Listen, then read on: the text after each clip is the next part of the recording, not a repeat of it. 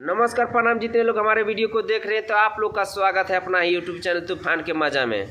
तो जो हमारे चैनल पे नए हैं तो चैनल को सब्सक्राइब करके जुड़ जाइएगा ताकि हम पावर स्टार पवन सिंह के बारे में हमेशा वीडियो बनाते रहते हैं।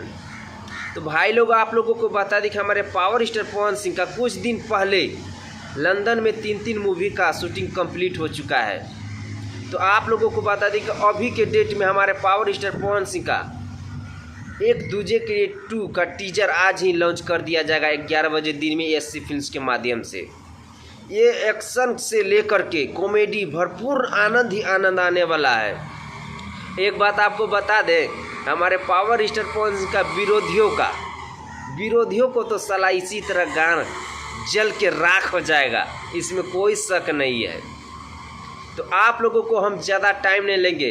अगर आप लोग हमारे पावर स्टार पवन सिंह का सच्चा फैन है ना भाई, तो आज तैयार हो जाना है 11 बजे दिन में और रिकॉर्ड पे रिकॉर्ड बना के दिखाना है हमारे पावर स्टार पवन सिंह का टीजर को लेकर के।